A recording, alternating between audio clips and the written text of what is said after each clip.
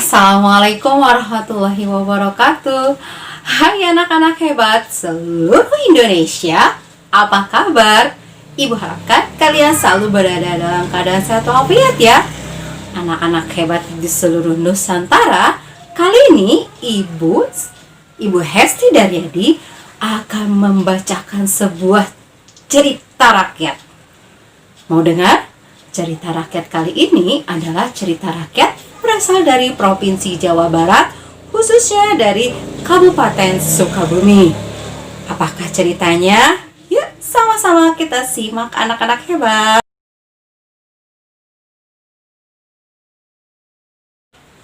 Anak-anak hebat se-Nusantara, di Sukabumi ada danau yang sangat terkenal.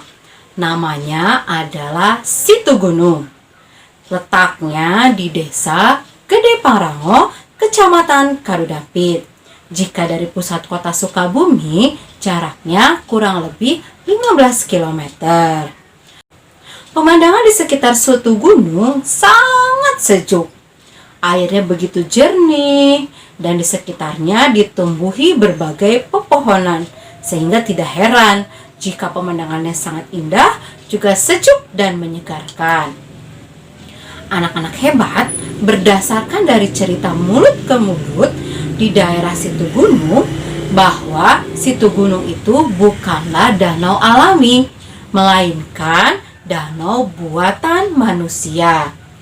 Menurut cerita, Situgunung itu dibangun atau dibuat oleh Mbah Jalun dan teman-temannya. Bagaimanakah ceritanya? Yuk kita simak dengan seksama. Anak-anak hebat, Mbah Jalun merupakan raja dari kerajaan Mataram. Ayahnya pun seorang raja di kerajaan itu. Ya, ayahnya Mbah Jalun merupakan pejuang yang sangat tangguh. Ia berjuang melawan penjajah Belanda hingga akhir hayatnya. Sehingga tidak heran Mbah Jalun pun mewarisi sifat dari ayahnya. Sehingga ketika sudah wafat, kerajaan diserahkan kepada Mbah Jalun. Walaupun masih muda, ia adalah pemimpin yang sangat tangguh seperti ayahnya. Anak-anak hebat, pada waktu menjabat sebagai raja, Mbah Jalun pergi meninggalkan Mataram. Ia menuju kota Banten. Tujuannya adalah untuk melakukan kerjasama dengan Sultan Banten dalam melawan penjajahan Belanda, karena ia ingin Indonesia bersatu dan masyarakatnya menjadi merdeka. Anak-anak hebat, dalam perjalanan menuju Banten itu tidak seperti sekarang ya. Dulu itu perjalanan masih melewati hutan, di mana hutannya masih sangat lebat, banyak melewati lembah dan menemui berbagai jenis hewan buas. Ya. Nah, di sepanjang jalan ia pun menemukan jurang dan sungai.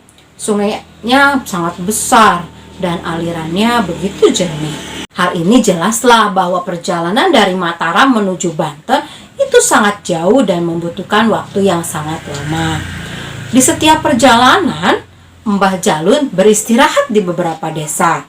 Ada beberapa desa yang ia singgahi, yaitu Cirebon, Sumedang, dan Cianjur. Anak-anak hebat, di setiap kota tersebut, ia pun terus-terusan berjuang melawan penjajah Belanda. Nah, bahkan ketika di Sumedang, ia pernah ditangkap oleh musuh. Begitupun dengan Cianjur. Ya, ketika di Cianjur, ia bahkan pernah akan mendapatkan hukuman mati.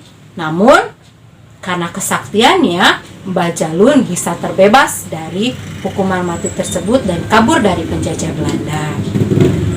Dari Cianjur, ia melanjutkan perjalanan ke kota Bogor. Jalan yang ia tempuh adalah melewati Gunung Gede. Kenapa ya melewati Gunung Gede? Ya, hal ini dilakukan agar tidak ketahuan oleh penjajah Belanda. Kemudian dalam perjalanannya, sampailah ia di suatu lembah. Lembah tersebut sangat indah, dan di sekitarnya mengalir sungai yang sangat jernih. Mbah Jalun akhirnya memutuskan untuk beristirahat di situ. Nah, karena udaranya sangat sejuk, air yang mengalirnya pun jernih, Mbah Jalun merasa betah tinggal di situ. Akhirnya, Mbah Jalun menyuruh para prajuritnya untuk membangun sebuah rumah yang bisa disinggahi. Bahkan, tak hanya membangun rumah di situ, Mbah Jalun pun membangun sebuah masjid. Nah, masjidnya itu kini dinamai Gunung Masigit. Nah, karena lamanya ia tinggal di lembah tersebut, akhirnya dia pun mempunyai seorang anak. Akhirnya ia pun mempunyai seorang anak, ya. Anaknya sangat tampan.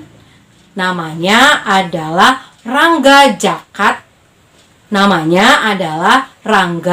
Jagat Jaka Lulunta atau dipanggil Jalun.